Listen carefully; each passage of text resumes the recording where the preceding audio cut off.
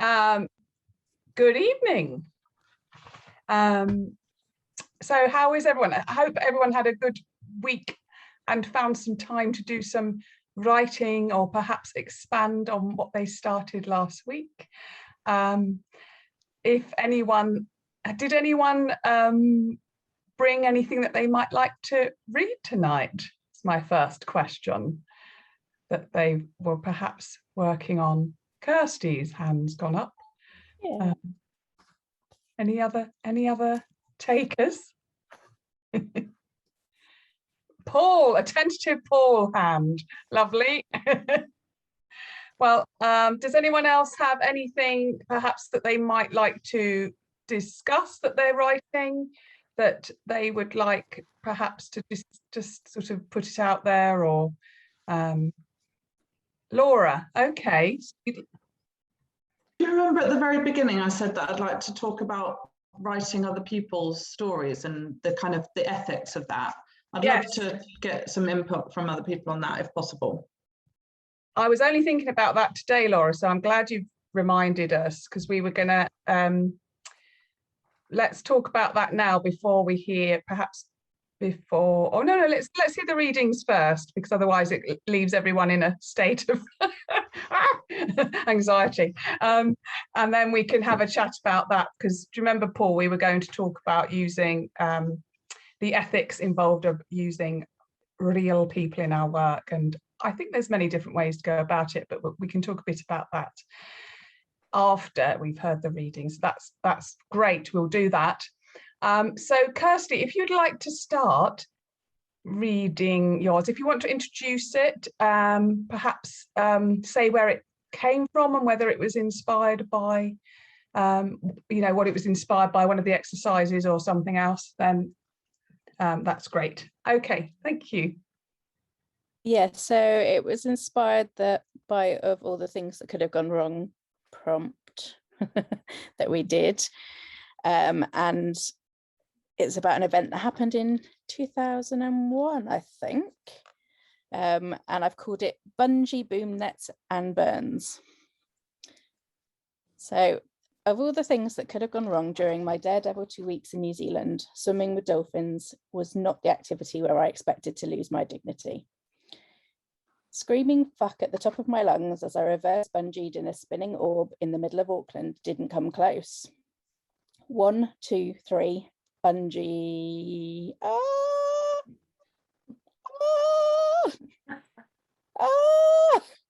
Was exhilarating despite the pull back and slow climb back up.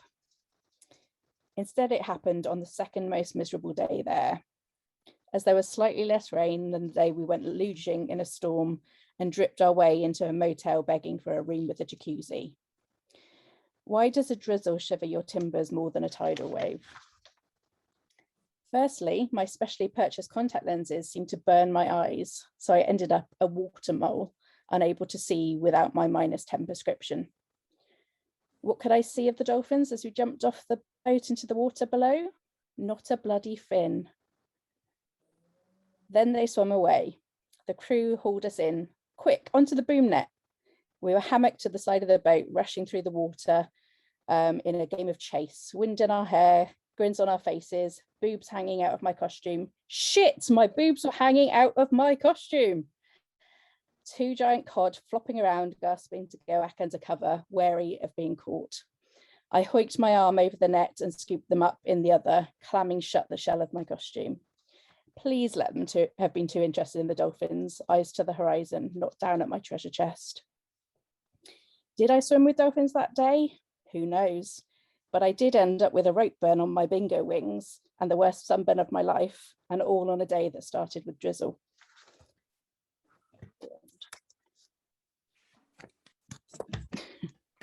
I love that. That was great. It's very funny. Really funny. And sadly, that did happen. It's not even an exaggeration.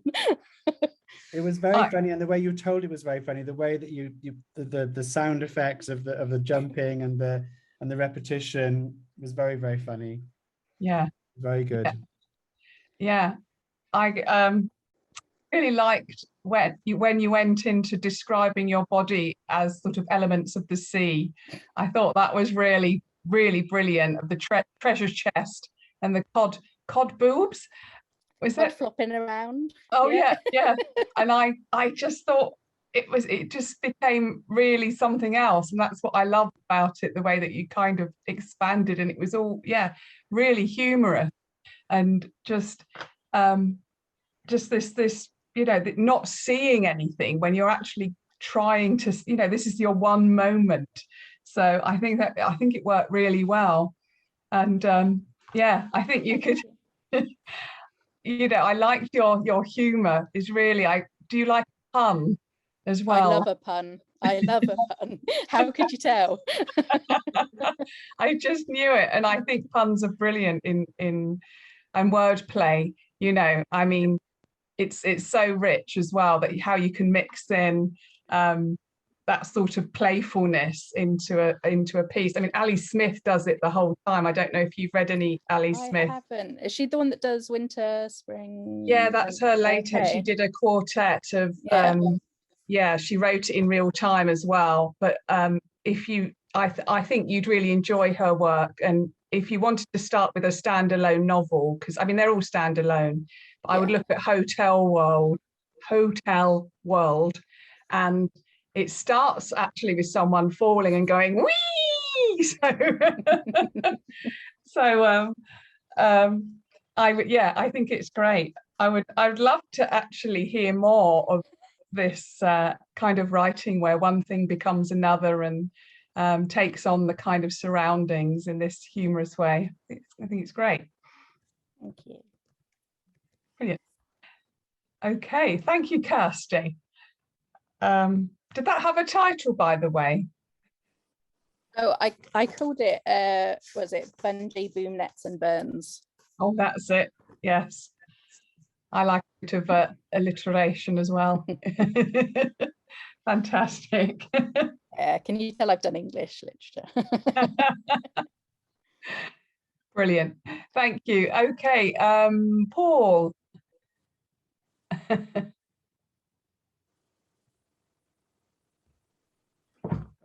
Yeah, so this is taking up all the things that you set for the exercise, kind of a postcard thing, pathetic fallacy thing, a journey that went wrong, a bit of everything.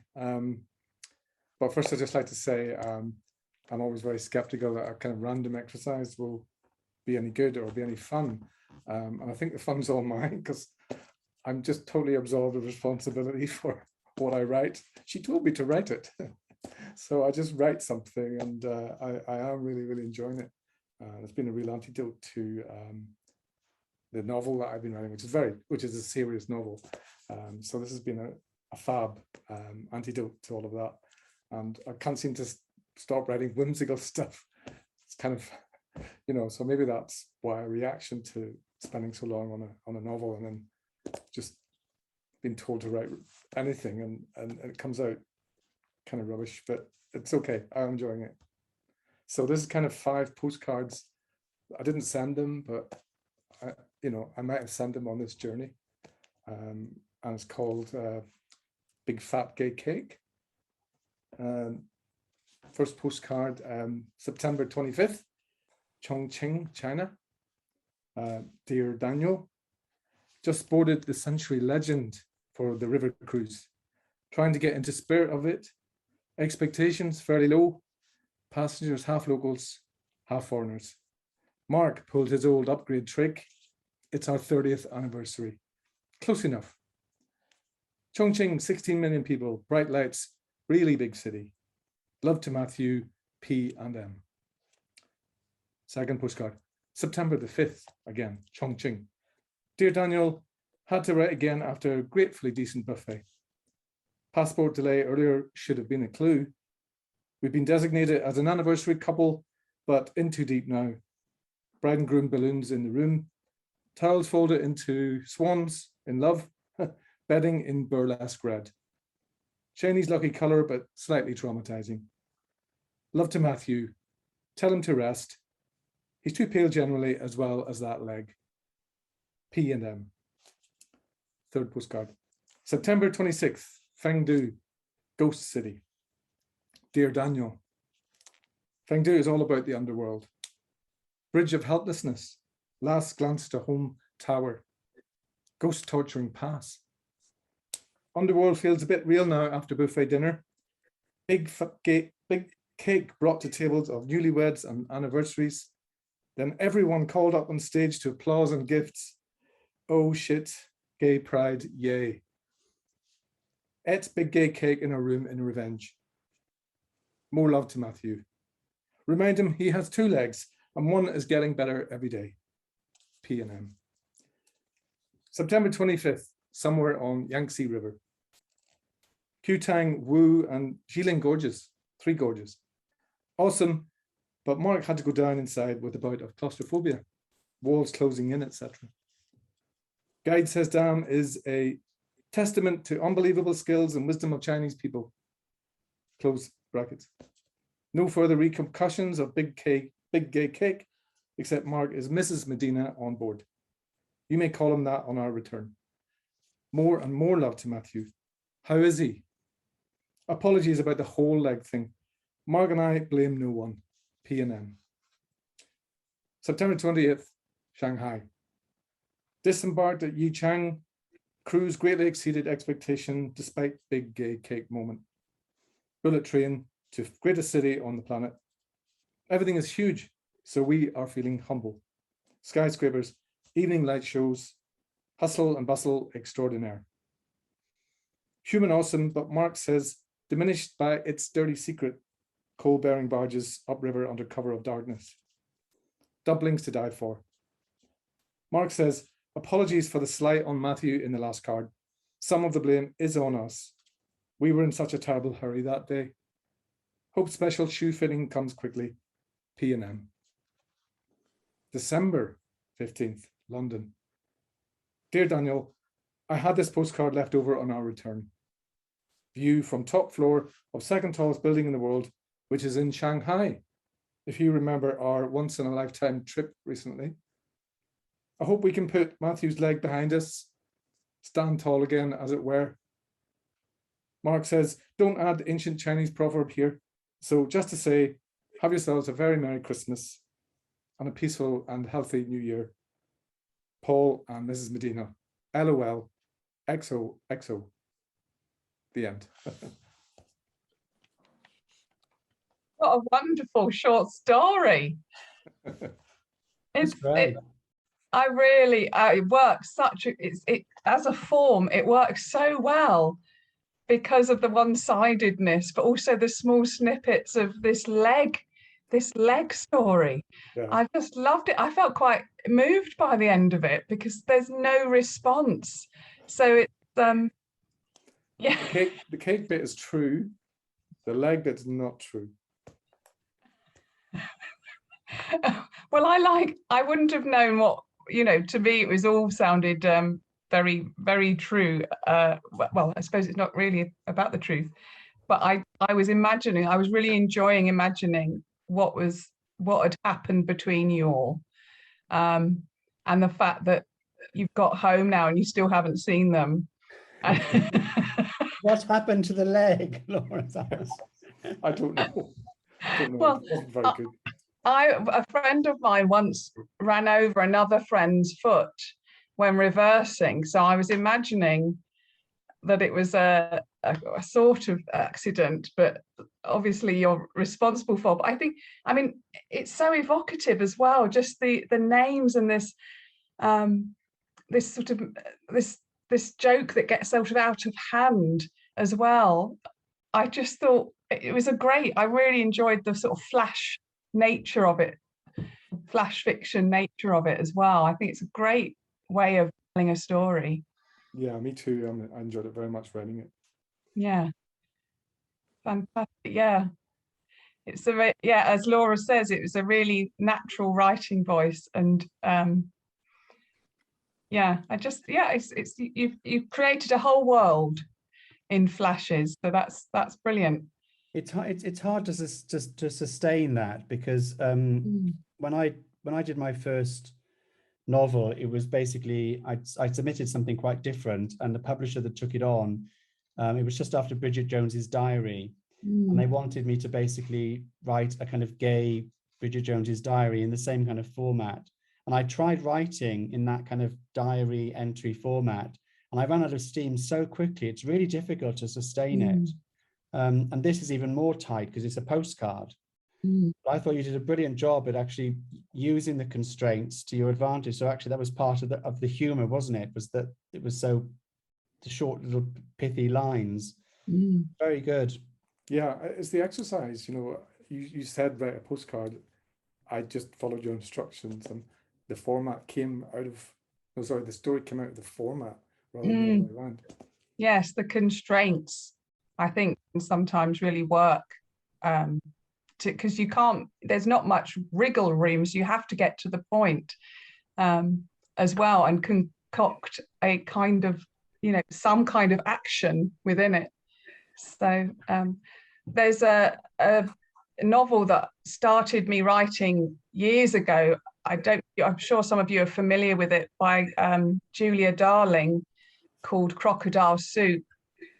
Are you familiar with it, Paul? Yeah. And she sadly died in her 40s, late 40s, but she was a great poet and very funny writer, but very vivid. But she starts her novel with a letter from a mother to daughter. And I often set this task. I'm not going to do it on this course because it's sort of slightly about shifting point of view through novel writing. But I get people to look at how to start a story through a letter from one character to another, and then the next chapter becomes a full chapter. So there's always room, I think, to move between these short postcards and then to perhaps put it alongside what happens the day the postcard arrives, within a character's world, and a sort of, and move between the two. But I think, I don't know, it's just always an idea, isn't it? I just like the brevity of a postcard. I don't know if any of you follow postcards from the past on Twitter, but it's always very, very funny. It's possibly the thing that can keep me going on Twitter sometimes, or keep me coming back. Right, okay, so that's wonderful. So should we talk now, Paul, about the ethics of using real people within our work? And perhaps you could start it off by talking a little bit about how you've faced it or gone about it within your own writing so far. I've always drawn on people that I know in my fiction. There's usually they're usually composites. So I usually start with somebody, and then they kind of evolve and they become a kind of composite character, so they're not recognizable, identifiable. But there's usually a particular person, a friend or family member. I mean, most of the dynamics that we write about tend to be those that we've grown up with. So the dynamics that you grew up with in your household, I think, tends to come through in your fiction, whether you intended or not. It's just naturally there, in the same way that we kind of repeat those relationships in our relationship history, But I think when you're writing non-fiction, so writing this memoir that I've written, I think I took a decision very early on in that I would write a draft of it where I didn't think about anyone's feelings at all.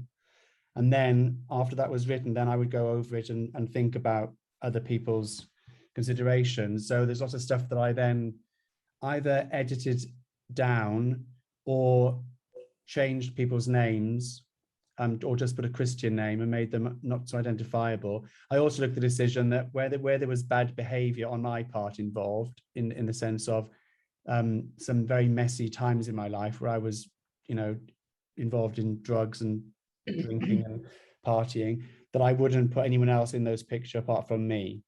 So the people that I was with aren't named, aren't identified. The partners aren't included in those scenes is just me, because that's my shit basically.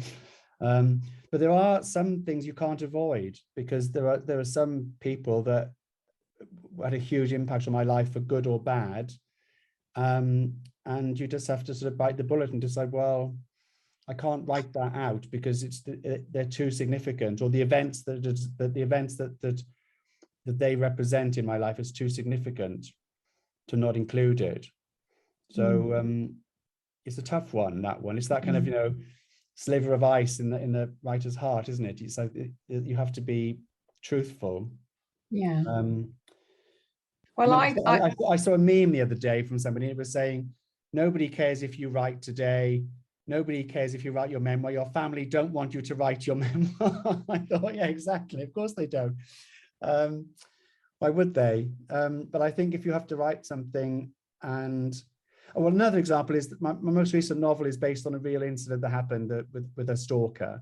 And I made a decision very early on that the only way to do that would be to take the bare bones of the case, but to flesh them out with somebody very different to the actual person.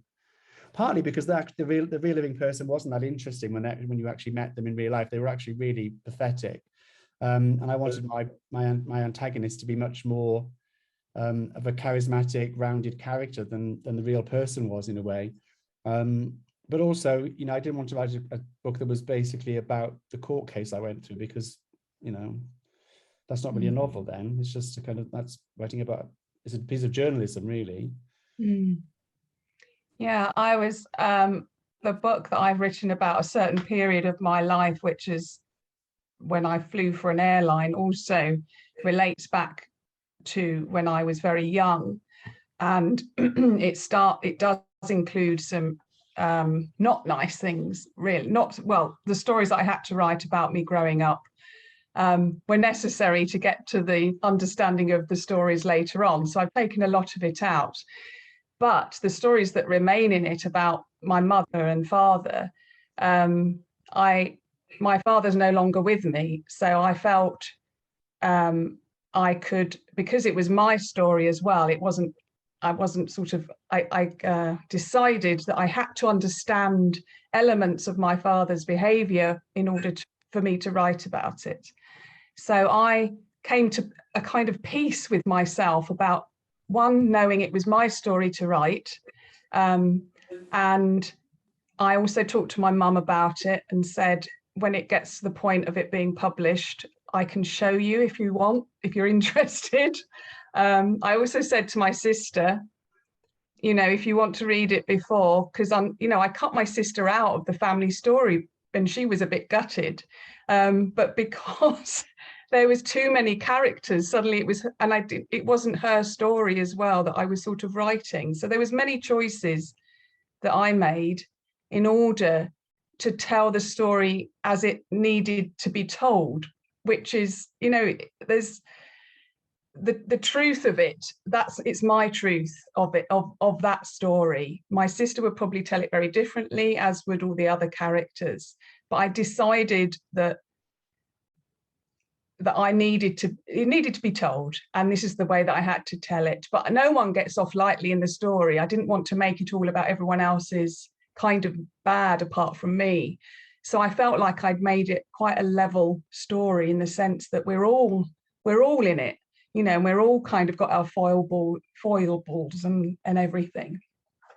There's a bit in mine where there's a bit early on to do with my father, who was very abusive, where I felt that I was proper to say that my sister, the elder of my two sisters, memories of him are very different to mine, and to say how she felt about him, which is very different to how I feel about him, and to acknowledge that there was two different experiences of the same person, but that doesn't make my account any less truthful or valid. But I did feel that was necessary, just because it was such a strong bone of contention within the family dynamic. But at the end of the day, it's my story, not hers. So you have to tell your truth that is your truth, isn't it? You have to. And you have to decide what stories you hold back, and you can You can hint at something without really sort of saying the whole thing as well. So there's many different ways of telling it. I also decided that anyone that I sort of, that the people that were now dead, I don't know, I kind of came to terms, and this might sound really awful, but I kind of came to terms that they weren't here to mind anymore. But I had to look after the living. But ultimately, the responsibility comes down to the book, and the book being as good as it can be. So I couldn't, you know, some of the stuff that I wrote, I had to write in third person because I couldn't stomach it, and then I changed it back to first person. But I you know, Alan Davies, for instance, has written a very candid memoir, and he's fallen out with his whole family. So he's basically taken that decision to tackle that awful subject and to go with it and to then to publish it. And I also, you know, at any time you can sort of think, well, actually, I'm just not comfortable with publishing this, you know, but sometimes I think stories are necessary to write, but whether they're necessary to publish is another thing. But what were you thinking, Laura? What were you wondering about your own stories?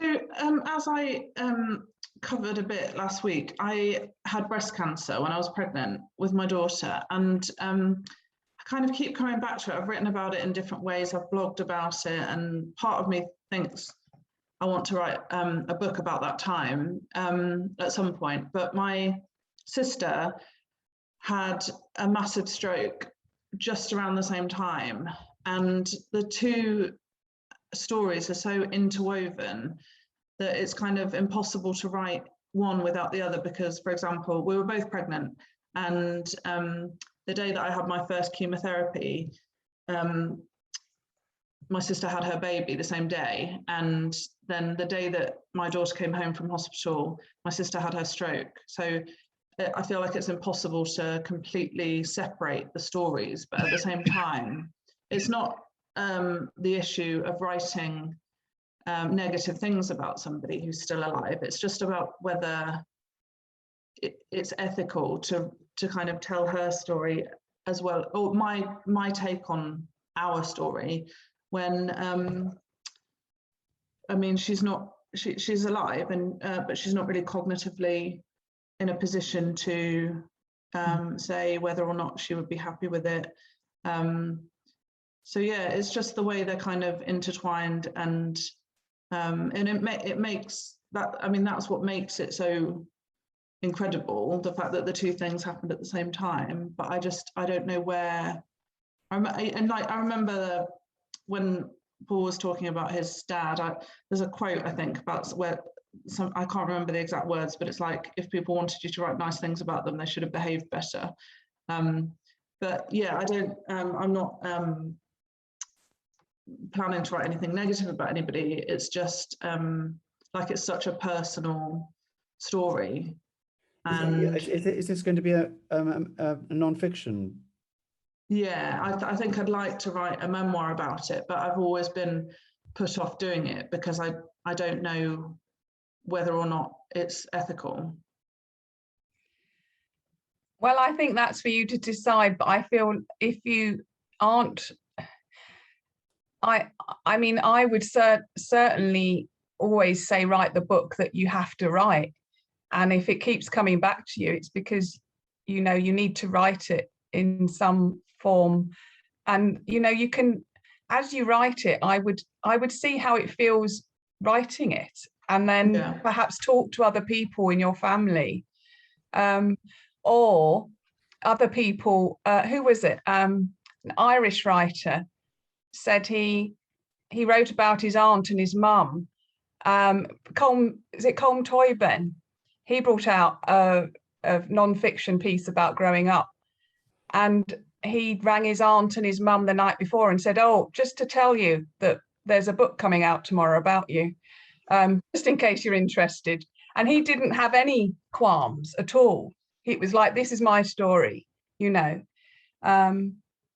it is, I think it's such a difficult thing to give advice on, because only you will be able to live with what you do. But I think it's like, I just think, as you know, it as a storyteller, it's such an interesting story to tell. Maybe what you said about writing, you don't have to publish something, you can write it and not publish it. I hadn't really considered that. So maybe I just need to write it and then hold on to it until such a time as, well, if there ever is a time when it feels, you know, like it would be the right thing to do. And I also think sometimes by writing something, it opens up room for another way of writing about it as well, perhaps putting it into an element of it into a, but sometimes I feel like memoir writing that wants to come out of us is a stepping stone that we need to take in order to perhaps get to something else that we can't see yet. So I think it's like, I think it's just like a more intense version of the kind of writing with the door closed, isn't it? You just have to not think about how other people are going to take it. Yeah. The other thing to bear in mind, I know this isn't the same in your case, Laura, but when you're writing about people who've, you know, done you harm, you know, the question there is, well, there are many ways in which those stories can be made public. One is by going to the police and reporting them, and then there's a crime report and that goes public and it's in the newspaper. You know, would you not report something for fear that that person's going to be, you know, written about in the newspaper? Not, of course you wouldn't. You still report the crime. So at the end of the day, the responsibility for that lies with the person who committed the crime, not with the person who reported it. But I would write it, is my advice, because these things sit in us, these stories sit in us, and I do feel, unless they're expressed somehow, they can create, I mean, this is not scientifically proven, but I feel like they can create barriers to other ways of understanding our work, even if it's just so that you get to a point where you like, oh, you know, I needed to get that down. Because also there's an element of not forgetting that I think is really important with paying sort of service to a time. And even if it's something you hand over to someone else at some point and say, this was this time, you know, and it's a record in a different way, and not everything, because not everything has to be towards publication, I suppose, even though it's nice that, you know, you can have that much of things published. But I just think personally, it could be a really important thing for you to achieve and to get down. Okay, thank you. That's really helped. Great. Oh, I'm all fired up. Right. So, okay. Does anyone else have anything they'd like to talk about before we go on to the practical part of today? No. Okay. Right. So, as it's strange how sometimes one thing leads on to another in these courses, and I like it because it feels a little bit magic. So I was going to talk about, you know, there's all sorts of reasons for writing, and to become published is just one of them. But I have been recently rereading Anne Lamott's Bird by Bird book, which I think I mentioned earlier on in the course. I'm going to hold it up again. This is the American edition, and it's got birds on it, which is a lot nicer than the UK edition, I must say. So often they are. And it got me thinking about other reasons for pursuing a writing life, which might not be always about sort of going for gold. At the recent Emmy award ceremony, I don't know if any of you watched it, Michaela Cole, if you're all familiar with Michaela Cole, writer of a comedy Chewing Gum initially, and then the phenomenal I May Destroy You. She gave one of the night's shortest speeches, and perhaps its most revealing. In her remarks, Cole did something unusual. She thought about her audience and tried to reach beyond the other entertainers seated in the room with her. And this is what she said in her short speech. She said, write the tale that scares you, that makes you feel uncertain, that isn't comfortable. She said, I dare you. Visibility these days seems to somehow equate to success. Do not be afraid to disappear from it, from us, for a while, and see what comes to you in the silence. Now, I thought I had to include that tonight because she was speaking directly to like the potential storytellers and the potential stories that we all have, which one day might end up on stage or published, or as we were talking about, just being written, those stories that, you know, that scare us and make us feel uncertain and uncomfortable. That's where her art comes from.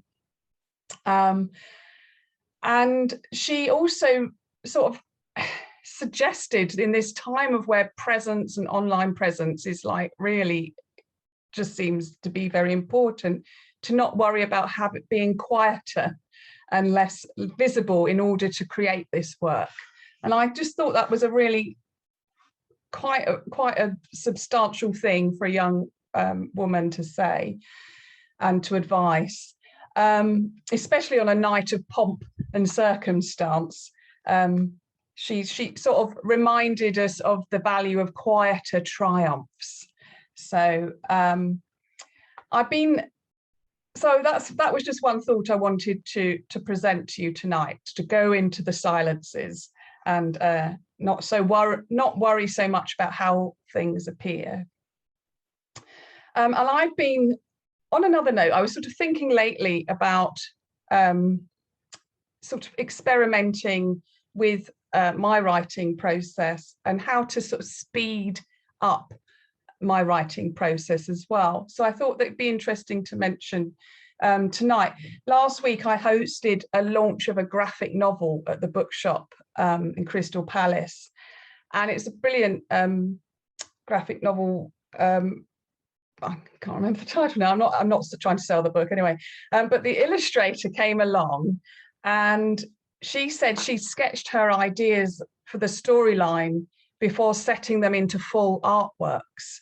And I thought that this is where perhaps short assignments can be used to play about a bit before committing to like longer pieces of writing, which brought me back to Anne Lamott. Sorry, if you are following my train of thought here tonight.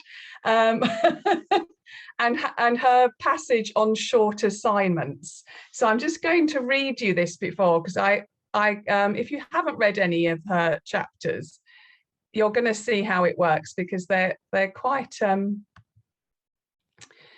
as you can see, my photocopying is really straight as I am. Anyway, so short assignments. The first useful concept is the idea of short assignments.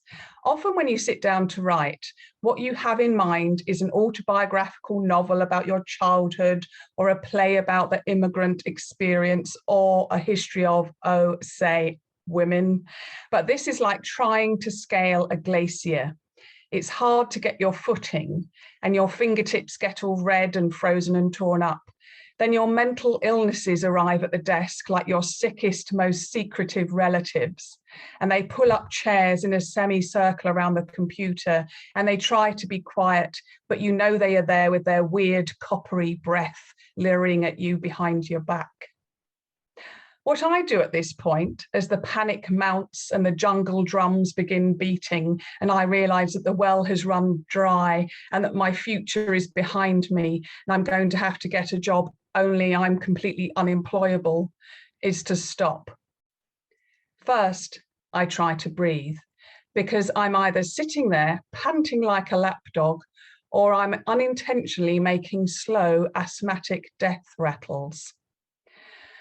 So I just sit there for a minute, breathing slowly, quietly. I let my mind wander. After a moment, I may notice that I'm trying to decide whether or not I'm too old for orthodontia, and whether right now would be a good time to make a few calls. And then I start to think about learning to use makeup and how maybe I could find some boyfriend who is not a total and complete fixer-upper. And then my life would be totally great and I'll be happy all the time. And then I think about all the people I should have called back before I sat down to work, and how I should probably at least check in with my agent and tell him this great idea I have and see if he thinks it's a good idea, and see if he thinks I need orthodontia, if that is what he is actually thinking whenever we have lunch together. And I think about someone I'm really annoyed with, or some financial problem that is driving me crazy, and decide that I must resolve this before I get down to today's work. So I become a dog with a chew toy, worrying it for a while, wrestling it to the ground, flinging it over my shoulder, chasing it, licking it, chewing it, flinging it back over my shoulder. I just stop short of actually barking. But all of this only takes somewhere between 1 and 2 minutes, so I haven't actually wasted that much time. Still, it leaves me winded. I go back to trying to breathe slowly and calmly, and I finally notice the 1-inch picture frame that I put on my desk to remind me of short assignments. It reminds me that all I have to do is write down as much as I can see through a 1-inch picture frame. This is all I have to bite off for the time being. All I am going to do right now, for example, is write that one paragraph that sets the story in my hometown in the late 50s when the trains were still running. I'm going to paint a picture of it in words on my word processor. Or all I'm going to do is to describe the main character the very first time we meet her, when she walks out the front door and onto the porch.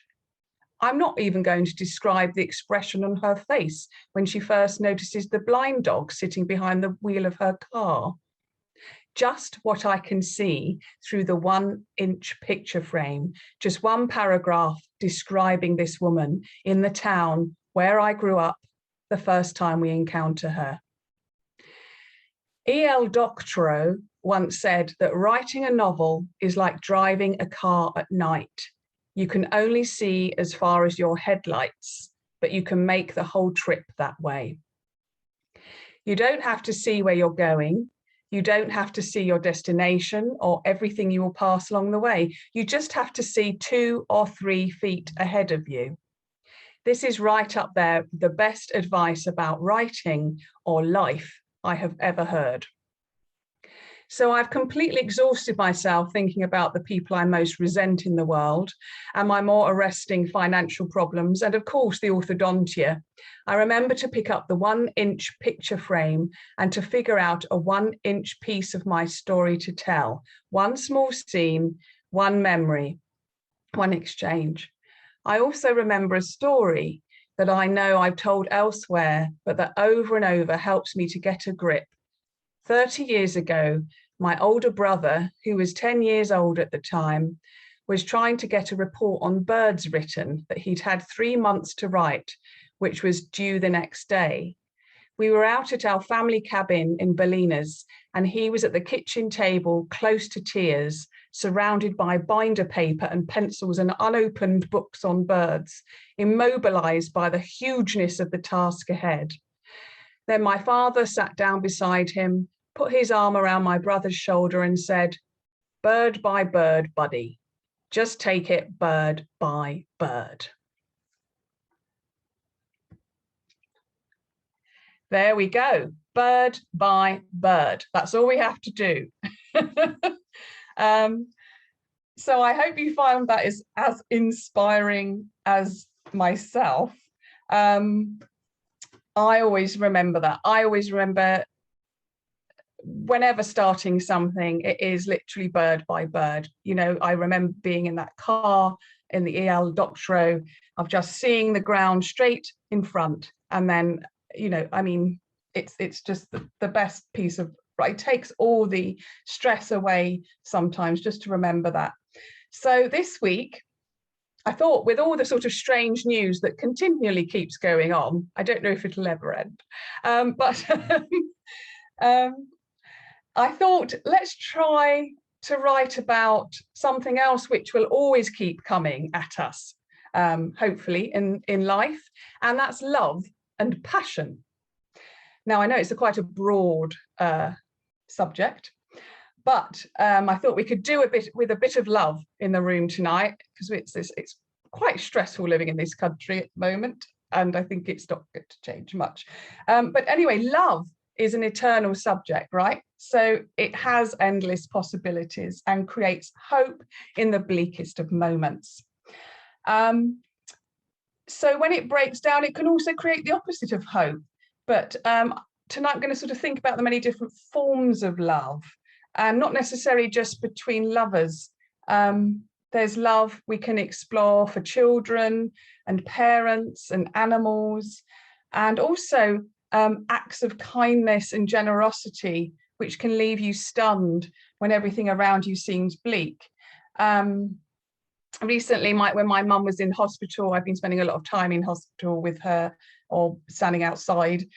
Someone bought me a banana at a moment when I had no money on me. I don't know how I'd done it, but I come out with my purse, and it was someone, just a woman. She just said, are you all right? And I said, I said, I'm just really hungry. And she just, I've got a banana. And so she just, and I nearly cried, because I just thought, this is it. And I said, oh, no, actually, I did have 50p, and she wouldn't take any money. But this was just a moment, anyway, that felt like love from somewhere, anyway. So tonight, what we're going to look at doing, putting all that aside, is that we're going to try and write a short story. Now, I thought this would be good since we've got a bit of time. And also, we're going to look at writing perhaps a piece of flash fiction. Now, is anyone sort of familiar with what flash fiction is? Well, I'll tell you anyway. It's just to recap. It's a term to describe stories which act and go by in a sort of flash, and they can make the reader blink. And they are usually between 200 and 500 words. I would say what Paul had written would probably count as a flash story. I don't know how many words it was in total, Paul, your postcard pieces, but I reckon it would stand 500 words. Yeah. So yes, you'd be at the upper limits of the flash story, but something like that is quite sort of quick and is normally readable in one sitting. And also, I was thinking about writing short pieces, these one picture frames. And if you imagine an A4 sheet of paper, something that would perhaps fit on just one side, a story that starts at the top of the paper and ends by the end of the paper. That's just to give you a sort of spatial idea of length. I don't even know if that makes sense, but it's a piece of paper. So it's something that's manageable. It's something that Anne Lamott is talking about, which is perhaps a frame, a short, all you can see through a 1-inch frame. So with the flash fiction and with other sort of story writing, a lot of people say there's this expression, I don't know if you use it ever, Paul, but it's like you arrive late and you leave early. Someone always said it's like how you should at a party. You should arrive. That's the advice they give thriller writers. Oh, is it? Okay. Yeah. Start a scene late and arrive early start it late and leave it early. Yeah. It's also what people recommend to short story writers. And I think what it is like urgency. Urgency, that's right. But not spending too much time perhaps setting it up. So anyway, it's just interesting to think about. So I thought, when thinking about love, of course, it's a big subject. So I thought we could try and write a story of this length tonight. And you can start it in a startling way. So I've got a few suggestions of things you might like to think about when writing about love.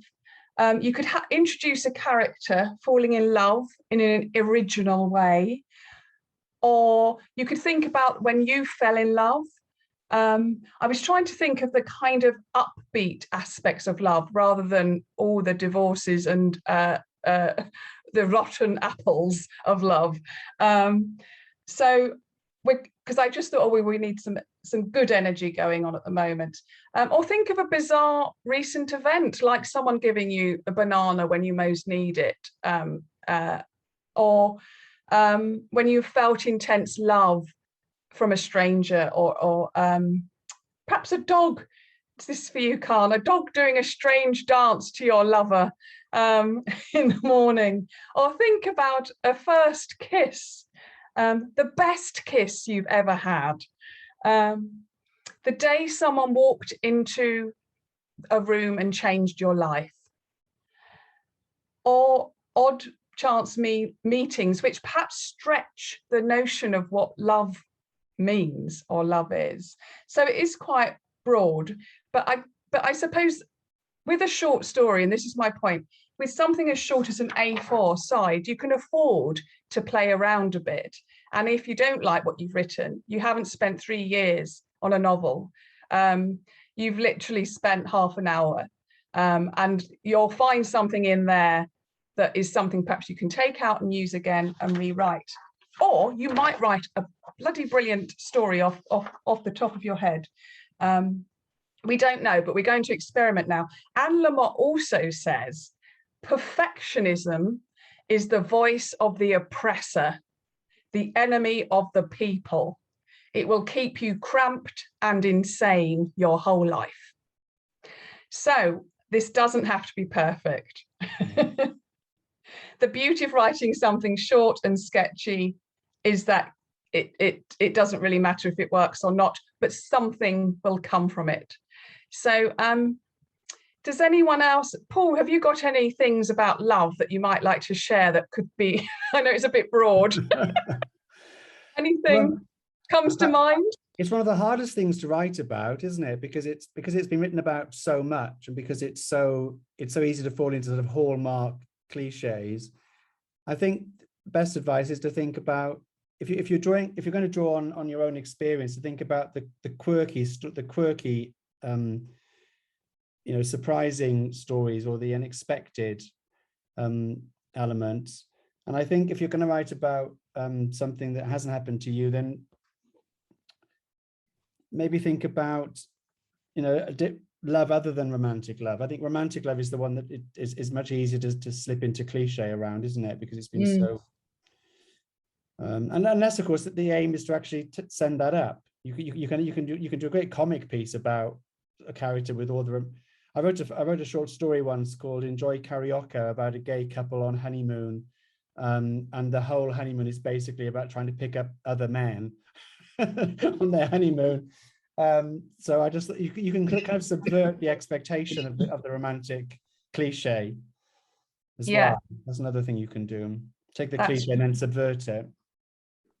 We've got quite a broad thing, but it could also be, yes, I mean, if you are stuck, to have a look around your space of where you are, and even if you've got an object that you covet, you could write about an object in a very interesting way as well. And even if you pick it up and hold it in your hand and perhaps describe it in that way, that's love for objects is also quite an interesting thing to write about. Friends, I think one of the great things that, especially with men, is very rarely talked about or written about is, there's a really good book by Andrew Hagen called Mayflies that I read recently, which is about two men and their friendship, and it's a really heartbreaking book. It's a novel, but it's clearly elements of memoir in it. When you read it, it rings true.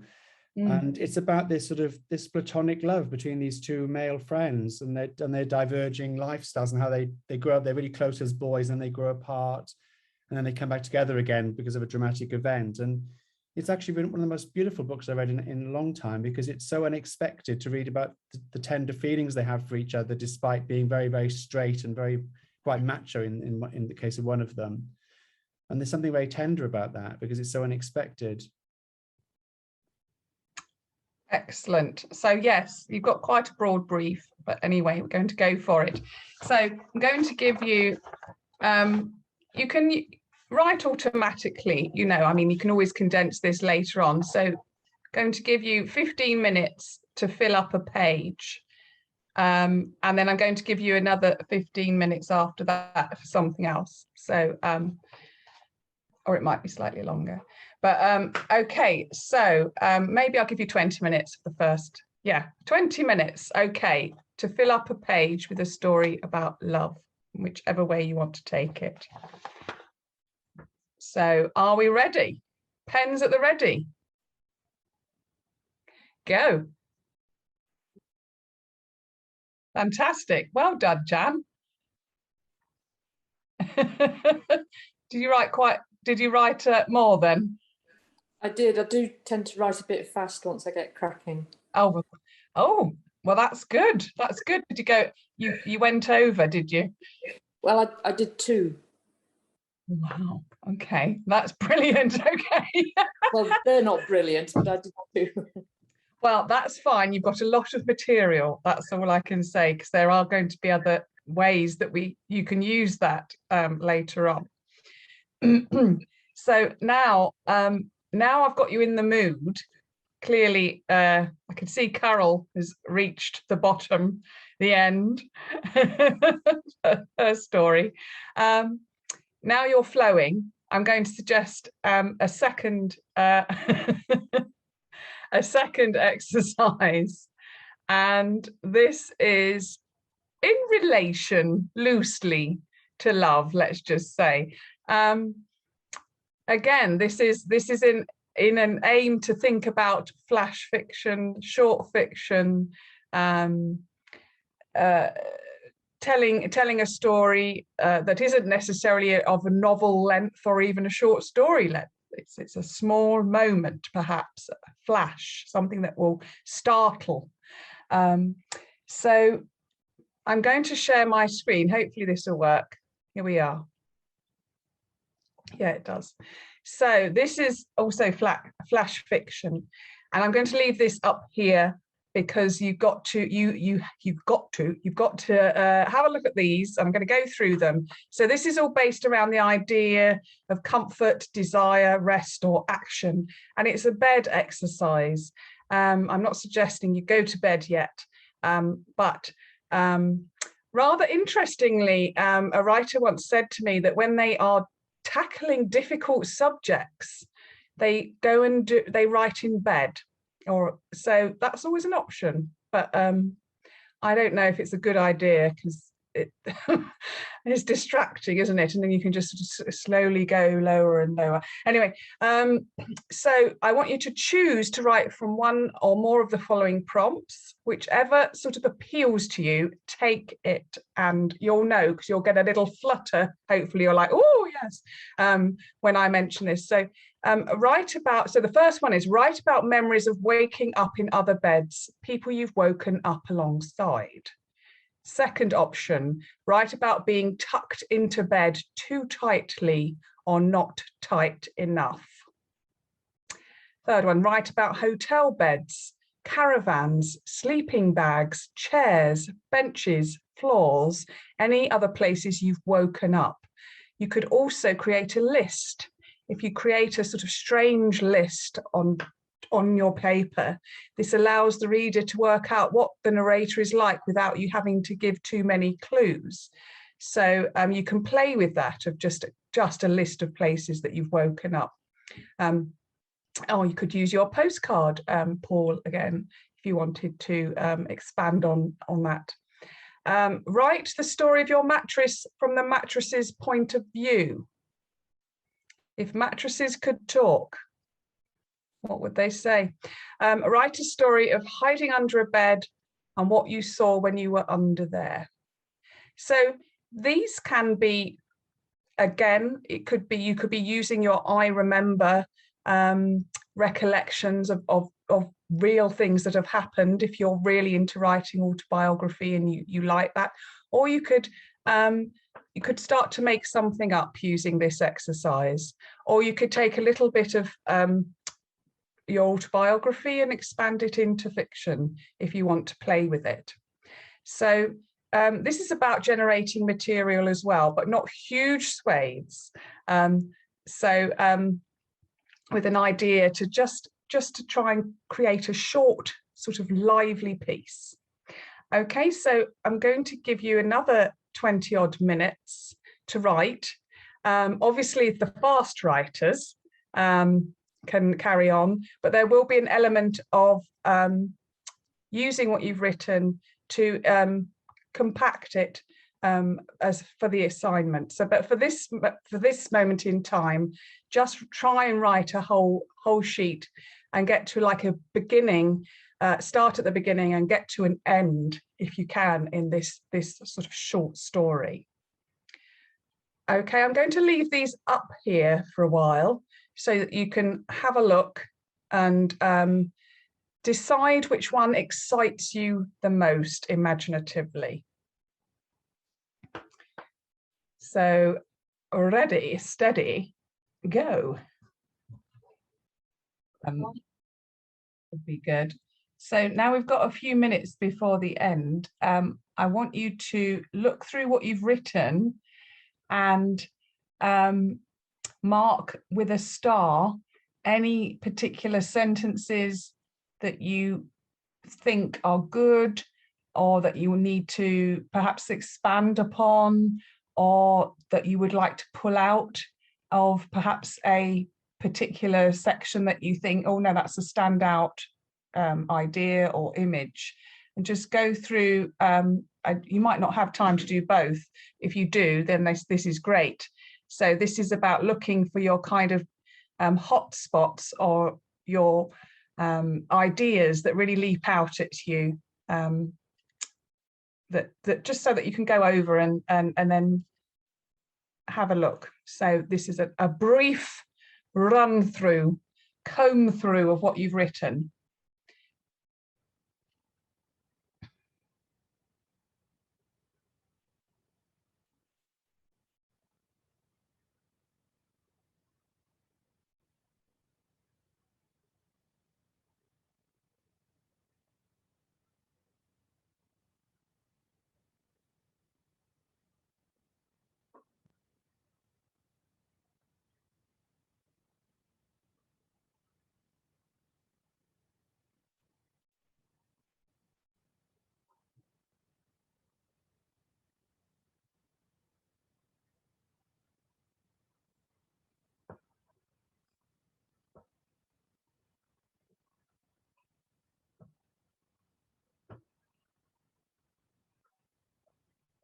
It might take. Thank you. I got to the end. Now, are there any crossovers between the two pieces that you've written? Are there sort of any constellation of ideas that you could put perhaps from one into the other? Is there something, because the next thing I'm going to ask you to do for this week's assignment is not to come up with anything new, but to work on what you've already written today, because I'm sure you've heard this before, but most of writing is rewriting. And I think you could perhaps work with this material that you've got in the view to creating a very short story. So somewhere, again, between the word count of 200 or 500 words. So either, it's up to you. If you've got things going on in both stories, then you think, oh, I'm going to pull that out and pull that out and put that together, or layer it on top of each other.